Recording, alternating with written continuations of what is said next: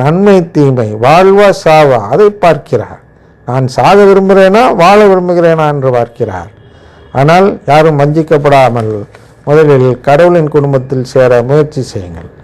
அடுத்தது எந்த வார்த்தைனா கர்த்தர் என்ற வார்த்தையை பார்க்க போகிறோம். கர்த்தர் கிறிஸ்து என்று சொல்கிறோம் அல்லவா. கர்த்தர் என்பது அவர்களுடைய டிஸ்கோர்ஸ், கிறிஸ்து என்பது நம்முடைய டிஸ்கோர்ஸ். இது ரெண்டுக்கும் உள்ள அர்த்தம் என்ன? கர்த்தர்னா ஏன் கர்த்தரை பார்க்கிறோம் என்றால் அவர் சொல்கிறார் அல்லவா, அதனால் வேதத்தின் அடிப்படையில் கர்த்தராகிய இயேசுவை மட்டும் பின்பற்றுங்கள் அப்படின்னு சொல்றார் இல்லையா. அந்த கர்த்தராகிய இயேசு அப்படின்னு சொல்றார் அல்லவா. ஏன் கர்த்தர்? இவர் என்ன செய்கிறார் என்றால் மனித சட்டத்தை கடைபிடிக்க வேண்டும் என்று போதிப்பவராக இருப்பவர் தான் V.S. குமாரும், அவருக்கு முன்னால் அவருடைய தலைவராக இருக்கக்கூடிய மார்ட்டின் லூத்தரும். மார்ட்டின் லூத்தர்லேருந்து இவருடன் உள்ள அனைவரும் என்னன்னா மனித சட்டம் மீறினால் நரகம் என்று போதித்து வருகிறார்கள். இயேசுவின் பேரில் செய்யணும். அப்போ இவங்களுக்கும் கர்த்தருக்கும் சம்பந்தமே இல்லை. அதான் பார்த்தோம். அதான் இயேசு இங்கே பிறக்க வேண்டிய அவசியம் இல்லை. மனித சட்டத்தை கடைபிடிக்க வைக்க திருவள்ளுவர் மாதிரி யாரோ ஒரு ஆள் பிறந்தா போதும். திருக்குறளில் இருக்க எல்லாமே மனித சட்டம் இல்லையா. அது மாதிரி ஒரு நூல் தான் பைபிள்னு சொல்வது பைபிளை இழிவுபடுத்தும் செயல். பைபிள் அதற்கெல்லாம் அப்பாற்பட்டு கடவுளின் குடும்பத்தில் நம்மை சேர்ப்பதற்காக உதவி செய்யும் செயல். திருக்குறள் சேர்க்குமானா சேர்க்காது. ஆனால் இவர்களுடைய முயற்சிப்படி பார்த்தால் திருக்குறளும் பைபிளும் திருநூல், அறநெறி நூல். அறநெறிக்கு கிறிஸ்து எதற்கு, கர்த்தர் எதற்கு? கர்த்தர்னா என்ன அப்படின்னு பொருள் பார்க்கணும். அந்த பொருளில் தமிழில் விளக்க முடியாதால் ஆங்கிலத்தில் சொல்கிறேன். ஆங்கிலத்தில் உள்ள செய்தியை கர்த்தர்னா யாருன்னா divinely appointed and mission as Xavier அப்படின்னா என்னன்னா divinely appointed Xavier, divinely appointed mission. இது கிரைஸ்ட், கிறிஸ்தோஸ். ஆங்கிலத்தில் மெஸ்ஸியாங்கிறதுக்கு கிரேக்கம், இதில் எய்ப்ரூ அப்படின்னு மாறி வருது. எய்ப்ரூவில் மெஸ்ஸியா, கிரேக்கத்தில் கிறிஸ்தோஸ். அப்போ இந்த கிறிஸ்தோஸ் தான் கர்த்தர் என்று தமிழில் பெயர் வைக்கிறார்கள். கர்த்தராகிய இயேசுனா அந்த இறைவனால் நியமிக்கப்பட்ட சேவியர்னா காப்பாற்றுகிறவர்.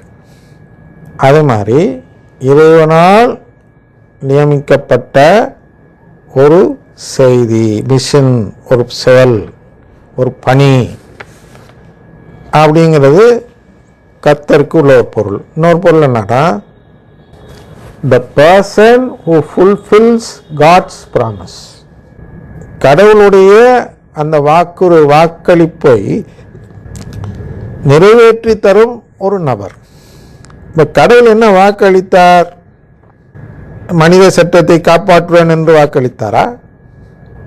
மார்ட்டின் லூத்தர் பார்வையில் பார்க்கும் பொழுது கடவுள் வாக்களித்ததை காப்பாற்றுகிறாராம். கடவுள் என்ன வாக்கு கொடுத்தார் அப்படின்னா இவங்க ஒன்று எதுக்கு போவாங்க? எதுக்கு? தொடக்க நூலுக்கு போவாங்க. 3:15 போன்ற இடங்களில் அவன் உன் தலையை மிதித்து உன்னை பழி வாங்குவான் அப்படின்லாம் சொல்கிறத பார்ப்பார்கள் அல்லவா.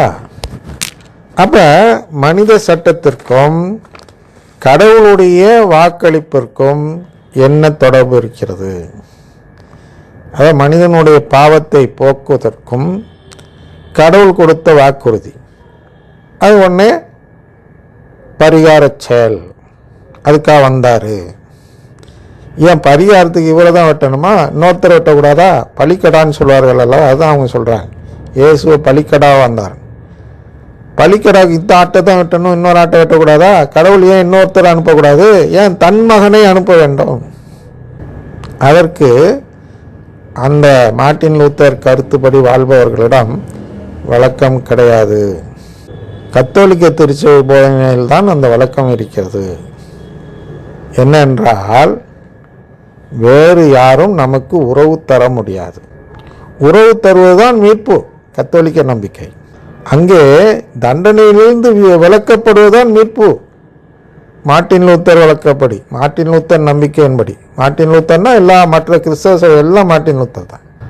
அப்போ அந்த நம்பிக்கை என்ன அப்படின்னா மீட்பு பெறலாம். அதாவது ரோமையர் 1:17 வாசிப்பார் அல்லவா, நம்பிக்கையினால் நீதிமான் பிழைப்பான் என்பதுதான் மார்ட்டின் லூத்தரை வெளியேற செய்வதற்கு உதவியாக இருந்த திருவிவிலிய வசனம் என்று பார்க்கிறோம் இல்லையா. ஏனெனில் நேர்மையுடையோர் தம் நம்பிக்கையால் வாழ்வு அடைவர் அப்படின்னு கத்தோலிக்க திருச்சபையுடைய நூலில் எழுதப்பட்டு இருக்கிறது. ரோமையர் 1:17. அவங்க இதில் வந்து நம்பிக்கையால் நீதிமான் பிழைப்பான் அப்படின்னு இருந்தது. அதை நம்பி வெளியேறுகிறார் மார்ட்டின் லூத்தர். சரியா, அந்த நீதிமான் பிழைப்பான், அங்கே அந்த நீதிமான் அப்படிங்கிறது நம்ம என்ன சொல்கிறோன்னா கேட்டு பெறுவது நீதி. ஆனால் நற்கருணை மூலமாக உடன்படிக்கை செய்து கேட்கிறோம், அதனால் நாமெல்லாம் நீதிமான், அதனால் நமக்கு வாழ்வு கிடைக்கிறது என்று கத்தோலிக்க திருச்சபை நம்புகிறது. அவர் மார்ட்டின் லூத்தர் என்ன சொல்கிறார்னா, நீதிமான்னா மனித சட்டத்தை கடைபிடித்து வாழ்பவன் நீதிமான், அதன்படி அவன் பிழைத்து கொள்வான். இன்னொன்று நம்பிக்கை. என்ன நம்பிக்கை? இயேசு மீதுள்ள நம்பிக்கையினால் மனித சட்டத்தை நம்பி வாழ்பவன் மீட்பு பெறுவான். மீட்புனா அங்கே ஒரு மோட்சம். நம்முடைய நம்பிக்கைப்படி நாம் என்ன சொல்கிறோம் என்றால், நம்பிக்கை என்ன நம்பிக்கை?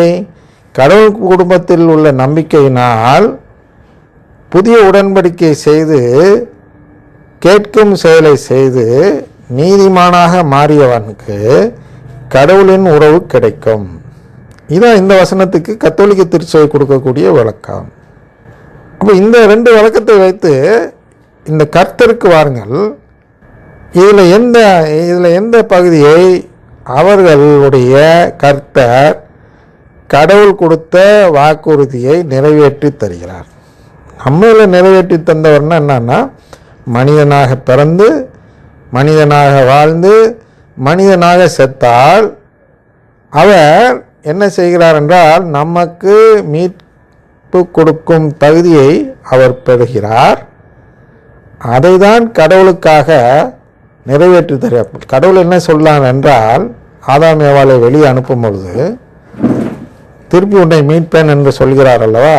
அப்போ ஆதாம் ஏவாளிடம் இருந்த உறவை மீண்டும் கொடுப்பேன் என்று சொல்லி அங்கே வாக்குறுதி கொடுத்தார்.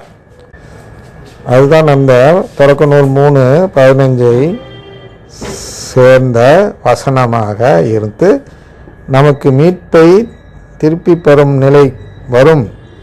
அதாவது அதன் வித்து உன் தலையை நசுக்கும் என்று சொல்லும் பொழுது, நீ இன்று உறவு பெறாமல் செய்தாய் அல்லவா, அதை மீண்டும் நசுக்கி சிலுவையில் தொங்கி உனக்கு மீட்பு, அதாவது மனிதனுக்கு மீட்பு கிடைக்கும் நிலையை பெற்று தருவார் இயேசு என்று வாக்களிக்கிறார்.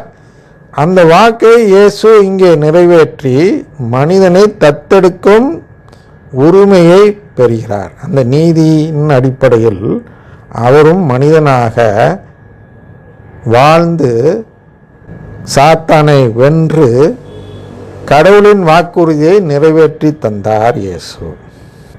அது கத்தோலிக்க நம்பிக்கை. இப்போ இது 2 எது தேவை? நீங்களே முடிவு பண்ணிங்க.